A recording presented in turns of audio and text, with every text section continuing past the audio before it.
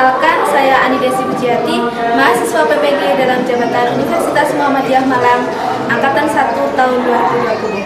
Saya akan menampilkan sebuah video praktik pembelajaran tentang mengidentifikasi ciri-ciri dan isi dari cerita rakyat kelas 10 TKJ SMK IT Nurul Fikri. Berikut adalah kartu ujian saya.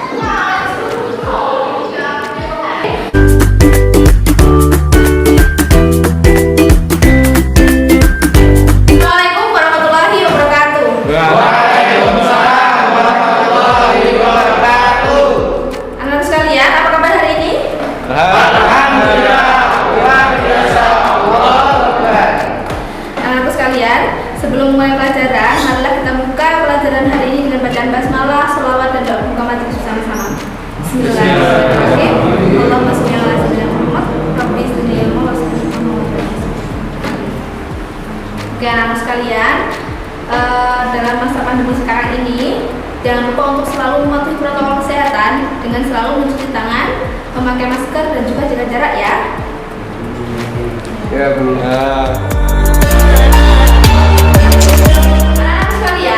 Kompetensi dasar yang harus kita pelajari hari ini yaitu yang pertama, mendeskripsikan nilai-nilai dan isi yang terkandung dalam cerita rakyat atau hikayat, baik lisan maupun tulis. Kemudian yang selanjutnya adalah menceritakan kembali isi cerita rakyat atau hikayat yang didengar atau dibaca. Itu ya anak ya. Jadi hari ini kalian harus fokus. Pelajaran hari ini kalian harus fokus. Jadi untuk mengetes fokus kalian, Bu Ani akan menampilkan sebuah game atau SDK untuk melatih kemampuan menyimak kalian. Ya, silakan diperlukan secara kertas untuk game ini. Silakan. Ya, satu kertas.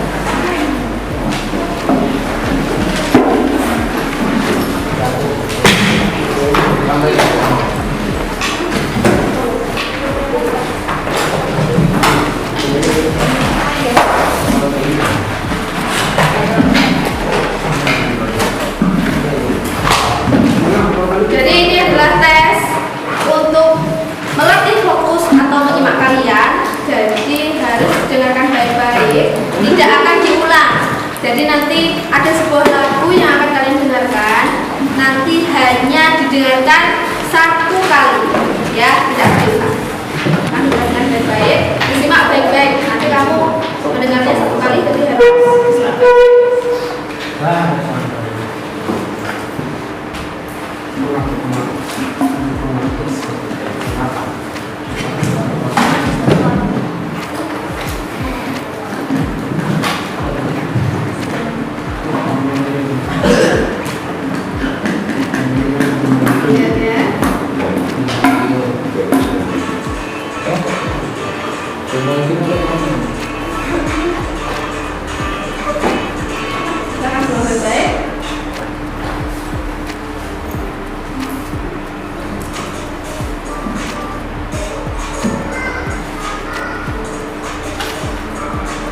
Lagu yang ingin ku nyanyikan, terkenang semua kenangan yang telah ku alami.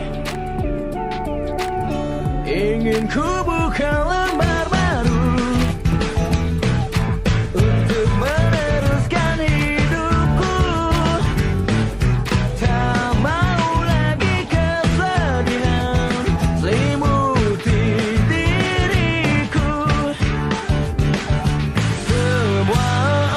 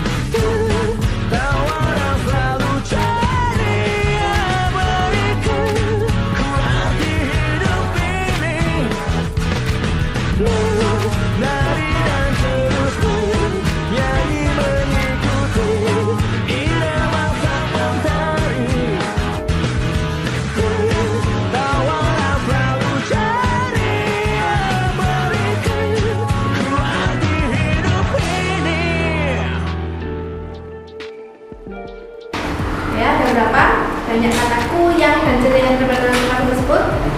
Ada yang berapa ku? Ku-nya berapa? Ku? Lihat, berapa sih? Ku? Hah? 13. Ada yang lain dari 13? Ada yang dari 13? Berapa? 15. Ada yang 15. Ada lagi yang lebih atau bahkan kurang dari itu? Mas Farhan, kita ku 11. Oke. Kemudian kata yang, ada berapa yang?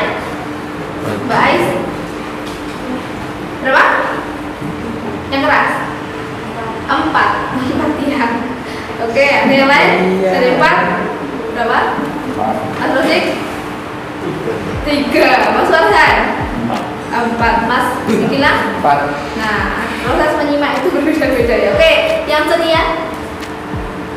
Ceria ada? 3. Mas Farhan 3. Mbak? Hah? Berapa Mbak Ais? 3. Mbak Alina? Mbak Ali? 3 juga. Oke, kita cek sekarang.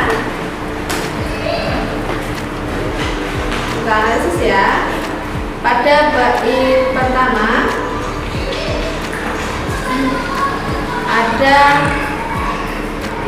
ada berapa ku di situ? Ada 3. Ya. Kemudian yangnya ada 2 pada bait pertama. Kemudian yang kedua ada ya, ada 3 dan 2. 3 ku, 2 yang. Yang selanjutnya pada bait kedua ada 3 ku. Ku di sini semua ku ya. Pada bait ketiga ada 1 ku. 1 ku.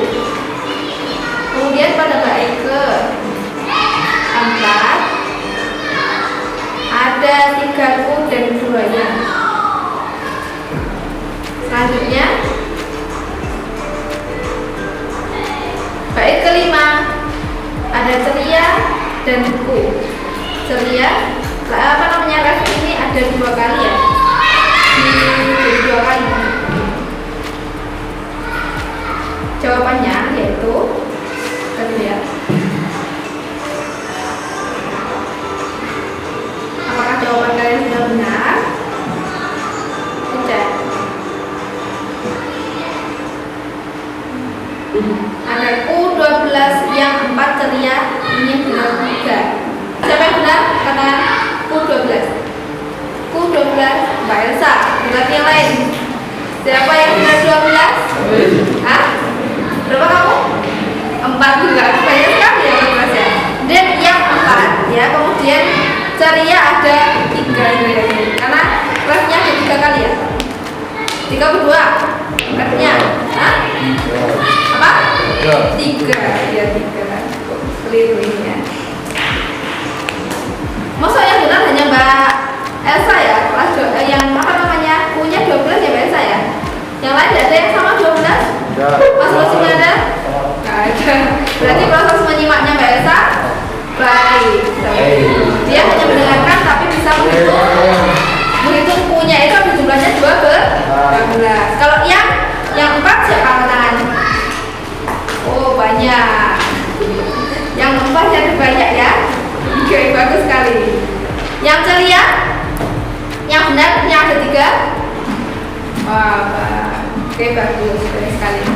Karena ku itu mendominasi dari isi lagu, jadi kalian mungkin agak kesulitan untuk mengidentifikasi ada berapa ku tersebut. Bahkan kemarin ada yang mereka kesulitan kunya itu ku yang bagian mana, ku yang hanya dibuat tambahan atau ku yang di depan. Tapi itu adalah semua yang ada kunya. Apakah seperti itu kalian juga? Ya, mikirnya ku yang mana ya gitu ya. Oke. Itu apa semuanya? Oke, baiklah. Dengan begini kita akan mengetahui kemampuan menyimak kita sebesar apa gitu. Jadi silahkan beri applause untuk Mbak Elsa yang jawab benar ya.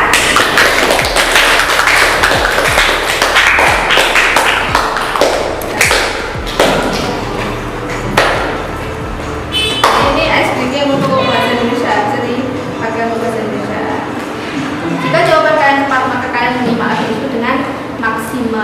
Tapi Mbak Elsa yang kedua juga benar apa salah? Yang benar ya? Yang benar Iya, yang tahu ya. Jangan lupa like dan subscribe ya.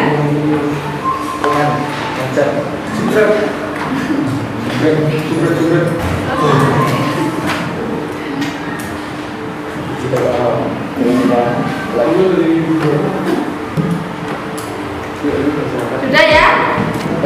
Setelah screening tadi kita akan fokus ya. Fokus, harus semangat fokus ya. Oke, sudah mulai. Baiklah, Bu Ani akan menampilkan sebuah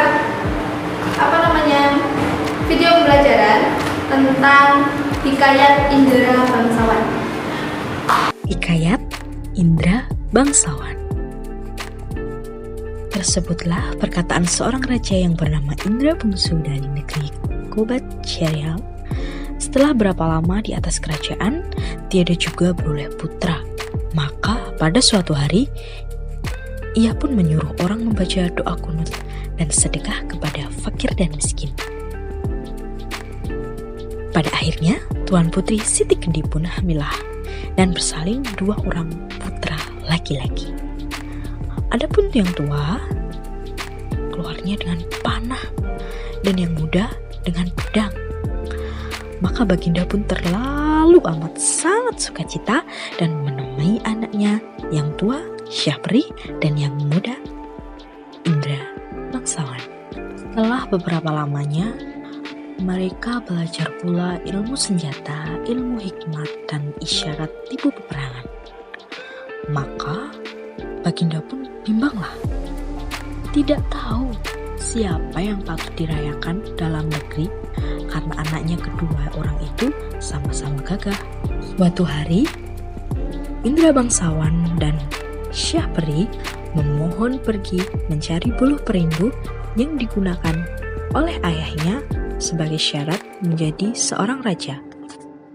Mereka masuk hutan, keluar hutan, naik gunung, turun gunung, masuk rimba, keluar rimba, menuju arah matahari hidup. Maka datang pada suatu hari, hujan pun turunlah dengan angin ribut, taufan, kelam kabut, gelap gulita, dan tiada kelihatan barang satupun.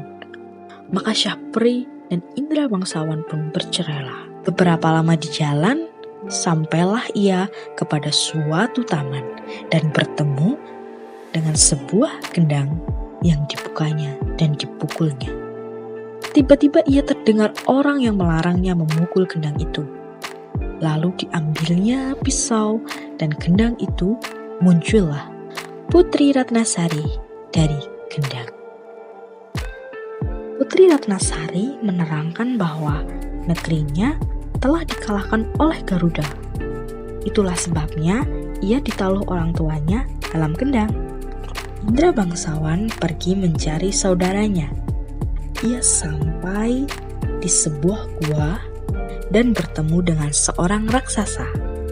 Raksasa itu menjadi neneknya dan menceritakan bahwa Indra Bangsawan sedang berada di negeri Antah Brantah yang diperintah oleh Raja Kabir. Adapun Raja Kabir itu takluk kepada Buraksa yang akan menyerahkan putrinya, yaitu Putri Kemalasari, sebagai upeti. Ditambah bahwa Raja Kabir sudah merancangkan bahwa siapa yang dapat menangkap Buraksa akan dinikahkan dengan anak perempuannya yang terlalu elok parasnya. Nah, berapa lamanya Putri Ratnasari pun sakit mata. Terlalu sangat. Para ahli medis mengatakan hanya air susu harimau yang beranak mudalah yang dapat menyembuhkan penyakit itu. Datanglah ke-9 orang anak raja meminta susu yang disangkanya itu susu harimau. Dengan hati yang gembira, mereka mempersembahkan susu kepada raja. Tetapi Tabib berkata bahwa susu itu bukan susu harimau, melainkan susu kambing. Sementara itu, Indra Bangsawan sudah mendapat susu harimau dari raksasa, diperaskannya susu harimau ke mata Tuan Putri. Maka Tuan Putri pun sembuh. Adapun setelah Tuan Putri sembuh, Baginda tetap bersedih. Baginda harus menyerahkan Tuan Putri kepada Buraksa apabila ingin seluruh rakyat selamat dari amarahnya. Indra bangsawan telah diajarkan oleh nenek raksasa untuk mengalahkan Buraksa. Ia diberi kuda hijau dan diajari cara mengambil jubah Buraksa, yaitu dengan memasukkan ramuan daun-daunan ke dalam gentong minuman Buraksa. Indra bangsawan berhasil dan segera menyelamatkan putri. Setelah menyimak video tersebut, bisakah kalian mengemukakan salah satu unsur intrinsik yang terdapat dalam hikayat Indra bangsawan? Yang bisa silakan angkat tangan. Oke, Mas Rosi silakan. Unsur dari video tersebut adalah yang pertama tokoh. Tokoh. Oh iya, tokoh. Siapa saja tokoh yang terdapat di dalamnya? Ada raja, Ya. ratu, Indra bangsawan, Syahri, putri dan Buraksa. Ada raja, ratu, Indra bangsawan, Syahri, putri dan Buraksa. Oke, baik. Terima kasih Mas Rosi. Baiklah anak-anak sekalian, untuk memperdalam pengetahuan kalian tentang hikayat, marilah kita simak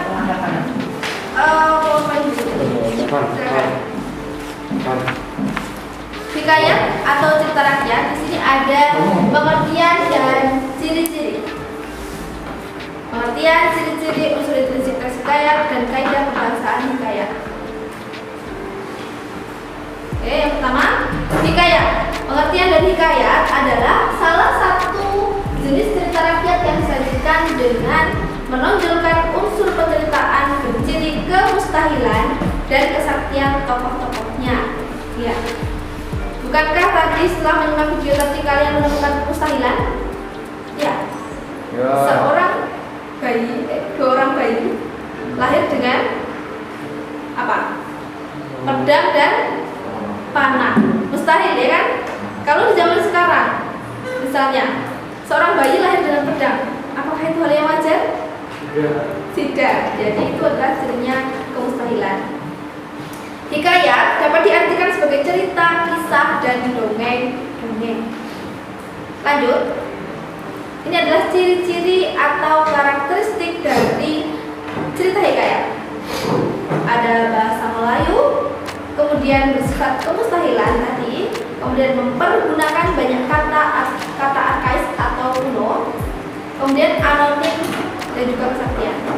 Maksud dari bahasa Melayu yaitu apa, anak? Bahasa yang dipakai dalam cerita rakyat itu memakai bahasa Melayu karena itu adalah dahulu kala. Latar atau settingnya itu berada di kerajaan. Kemudian bersifat kemustahilan seperti yang Bu Ani jelaskan tadi. Contoh kemustahilan adalah pada Indra bangsawan apa? Anak-anak sekalian, contoh ciri kemustahilan yang kalian peroleh dari hikayat Indra bangsawan tadi apa? Lahir dengan pedang dan panah, mustahil ya. Itu oke, baik sekali. Kemudian menggunakan banyak kata kuno. Kata kuno yang kalian dapatkan sana apa? Salah satunya apa? Alkisah. Oke, Alkisah masuk. Ada Alkisah, konon, kemudian sahdan, suatu masa. Itu adalah bahasa Melayu seperti itu. Kemudian anonim. Anonim di sini itu tidak diketahui siapa yang menciptakan atau yang menulis kisah tersebut. Jadi hanya seperti turun temurun. Jadi turun seperti itu. Kemudian di sini ada kesaktian. Jadi tadi ada gendang yang dipukul kemudian dibelah dengan pedang, muncullah seorang putri. Nah itu sakti ya. Jadi di sini ada ciri-cirinya, salah satu karakteristiknya yaitu kesaktian. Oke, mari kita lanjutkan. Unsur intrinsik teks hikayat. Ada tema, tokoh, kemudian perwatakan, setting atau latar, alur, sudut pandang, majas, dan amanat.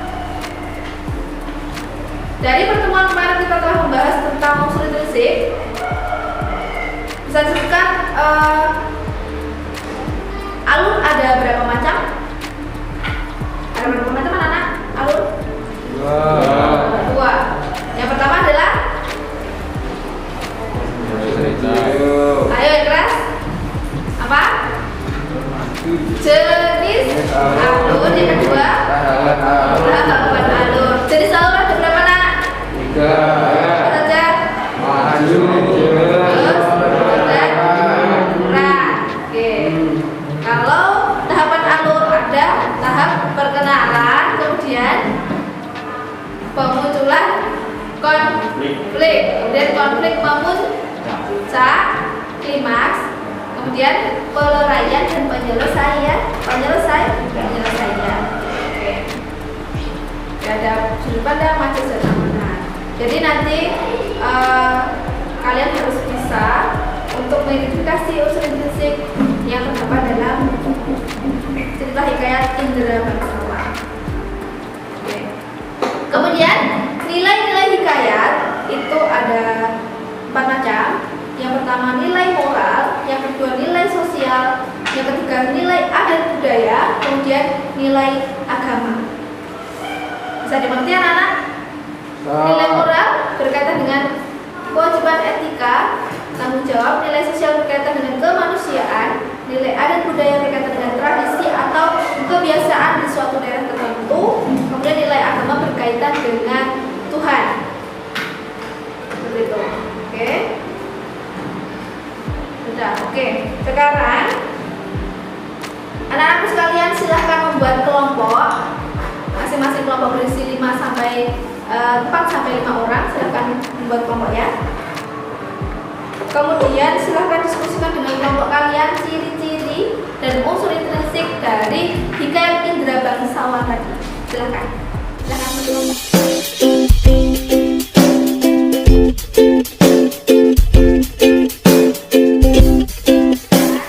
Silahkan diskusikan dengan kelompok kalian ciri-ciri dan unsur intrinsik yang terdapat dalam hikayat Indra Bangsawan yang telah kalian simak tadi. Baik? Ya. Silakan.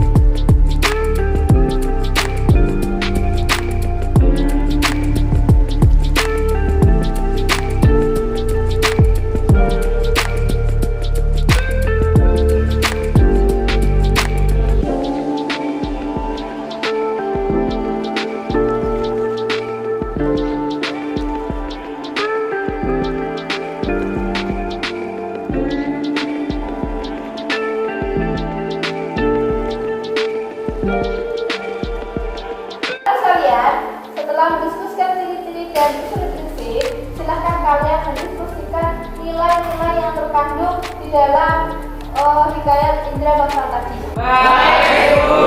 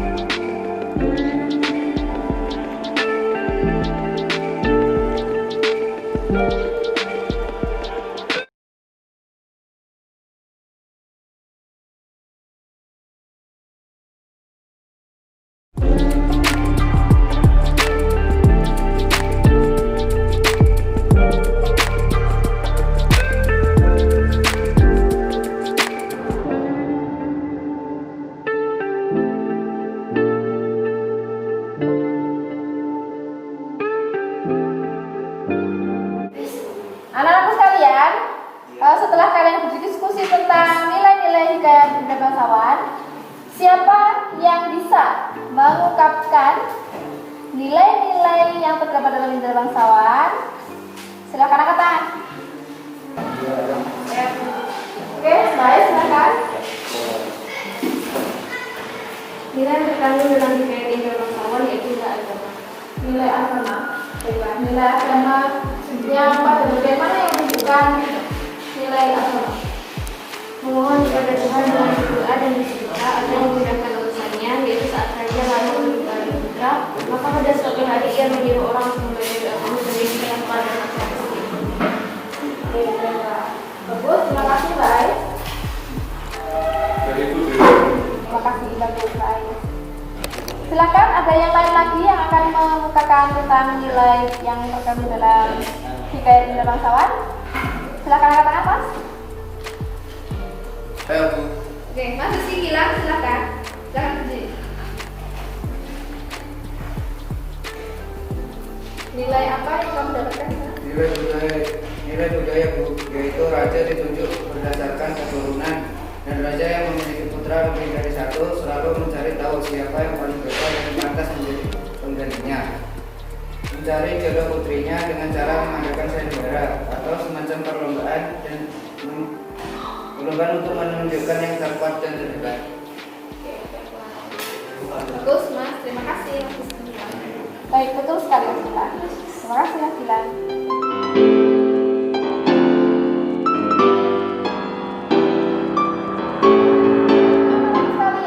Setelah kalian mengikuti pembelajaran hari ini, apa saja yang sudah kalian dapatkan? Apakah kalian sudah paham dengan ciri-ciri, unsur intrinsik, dan nilai-nilai yang terdapat dalam hikayat? Sudah ya? Oke, alhamdulillah. Jika sudah paham, tidak ada yang ditanyakan ya? Tidak. Baiklah, jika tidak ada yang ditanyakan, berarti pelajaran hari ini telah usai. Marilah kita tutup pelajaran hari ini dengan bacaan hamdalah, istighfar, dan doa penutup majlis sama-sama.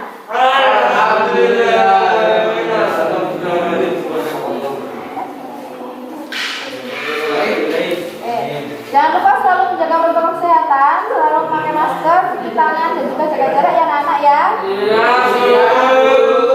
Saya Rizky, sampai bertemu di pertemuan selanjutnya. Assalamualaikum warahmatullahi wabarakatuh.